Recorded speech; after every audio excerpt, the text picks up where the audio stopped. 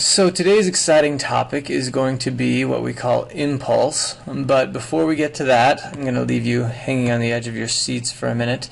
I want to talk a little bit more about momentum being a vector quantity and how that distinguishes it from kinetic energy. I already mentioned that one distinction is that momentum is conserved all by itself, whereas kinetic energy is not conserved. It's part of a larger conservation law with all types of energy, but alone kinetic energy is not conserved. So there's no other types of momentum. You don't have kinetic momentum and potential momentum. There's just momentum, and all by itself it's conserved. And that leads to some interesting things. The fact that momentum is a vector quantity. If you remember in the last video we saw a stick person throwing a ball. There was another stick person who caught it, but that's not relevant to our discussion here. Before the stick person threw the ball, the initial momentum of the system was a big fat zero. After they threw the ball had some momentum going this way, so that's going to be positive momentum, and the person had an equal amount of momentum in the other direction, so there was negative momentum. So this is quite a bit different than kinetic energy. You can transfer one type of energy to another, but if you start with zero energy, you typically can't create some new energy where there was none because it's a scalar quantity. Now we mentioned there are possible exceptions to that. If you have negative potential energy, you can get some positive kinetic energy, but you can never have negative kinetic energy, so this couldn't ever happen with kinetic energy. But with momentum, you can essentially create momentum where there was none, as long as you create equal amounts of positive and negative momentum such that the sum always equals zero. And even if the sum started out at, I don't know, 10, you can create additional positive momentum as long as you create additional negative momentum or new negative momentum, and the total still equals zero. Alright, now on to impulse. So what these plots are showing here are force versus time graphs.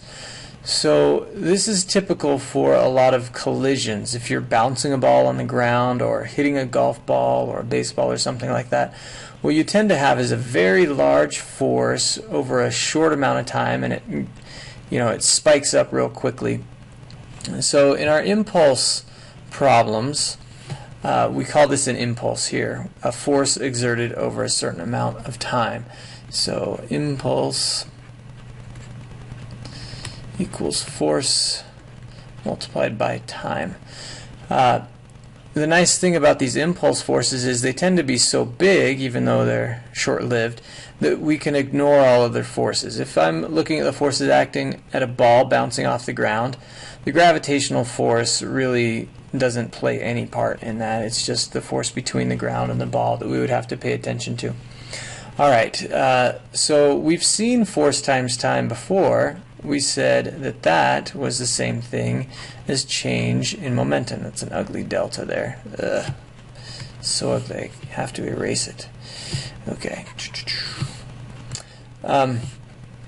So there's not a lot new as far as the calculations we're going to do with what we're going to look at today. We just have a new term to describe this change in momentum or this force over time called impulse. And the symbol for impulse is J. By the way, we didn't look at units last time either. Forces are measured in newtons and time is measured in seconds. So units of momentum are newton seconds. There isn't an equivalent unit that we can exchange this for. Like we saw Newton meters were equal to joules. There's no other new momentum unit. You can make one up, and if you get the entire scientific community to adopt it, I'll even give you some extra credit or something. We can also express momentum as m delta v. So these units are going to be kilogram meters per second, and so this is equivalent to a newton second. And I'm fine with you labeling either. I usually use newton seconds because it's a little shorter to write than kilogram meters per second. Back to these plots here. So this is what it actually looks like, but if we were going to describe this force in this time, we've got a variable force, and we would have to know that force as a function of time and integrate it and all of these things. So what we typically do is we say, well, if I consider the average force over this interval, then all I have to do is multiply that average force by the time interval, and I still get impulse. So in most of the problems you'll see it will say, what is the average force over this interval? And that's why it's talking about that, because the force is typically changing. Now, this nice little equation here, either way you want to look at it with m delta v, leads to, well, it's led to a lot of different inventions. What it's telling us is if there's a lot of situations where I can't control my change in momentum. I have an object that is moving and stops, and I don't get to decide how fast it was moving or whatnot, but I can monkey with the force and the time to try to vary the situation. So for instance, if I have a watermelon and I drop it, I climb up onto the high dive on a diving board, I'm at a swimming pool.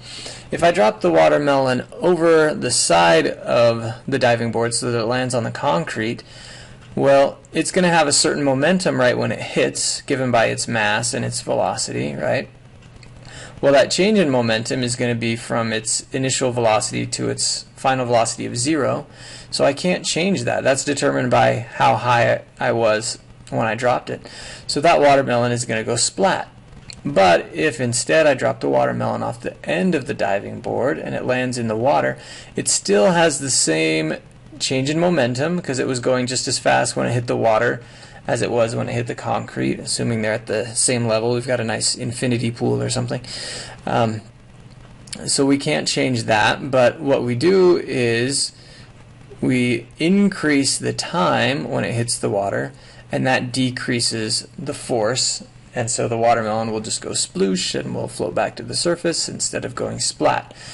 Another example would be bungee jumping. It is not advisable to bungee jump with steel cables.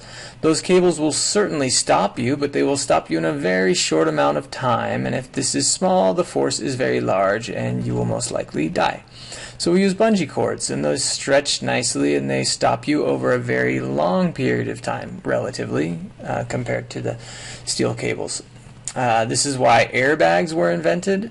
They stop your face over a longer period of time, and they use a smaller force to do so. Smaller forces on your face feel better than bigger forces.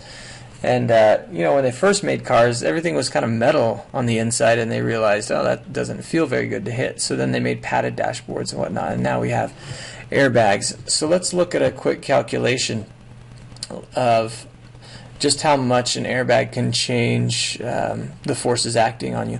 So let's say you're in a car traveling at 30 meters per second.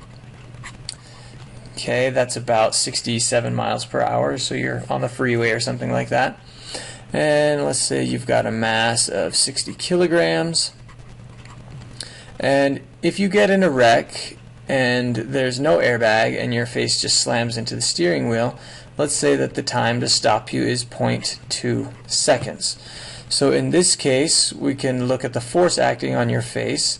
We're taking this equation over here, m delta v equals force times time. If we rearrange that, the force equals m delta v over t. And so we can plug in 60. My change in velocity, assuming we stop, is going to be 30. And the time is going to be 0.2 seconds. So that's going to give us a force of 9,000 newtons. Pretty big, not going to feel very good. Now if instead, we use an airbag, so with airbag, if we extend this time just a little bit, maybe to 0.3 seconds. Now, we increased it 0.3, so let's go to 0.5 seconds total that the airbag was stopping you. Well, now this calculation here is 60 times 30 over 0.5, and that is going to give you 3,600 newtons. Now, these numbers, you might not be too familiar with newtons. You're like, it's smaller, but I don't know, that still might hurt. If we divide these by 60, that's going to give us our acceleration just using F equals ma. So we've got the force here, divide those by mass. This is going to give us an acceleration of about 150 meters per second squared. This over here is going to give us an acceleration of only 60 meters per second squared. And if you're not convinced yet, if you divide these by 9.8 to get it into G's, this is going to be about 15 G's, and this is only going to be about 6 G's. That's a significant difference, and increases your chances of survival dramatically. So airbags are good. They stop you slowly. Feels much better than smacking into the steering wheel. And as an engineer, if you're like an automotive engineer, you can't control this. You can't control the mass of the people, and you can't typically control how fast they drive. So you get a chance to monkey with these two things over here. You can increase times to decrease forces, and airbags save lives. That's right. And wear your seatbelts too. Okay, see you next time.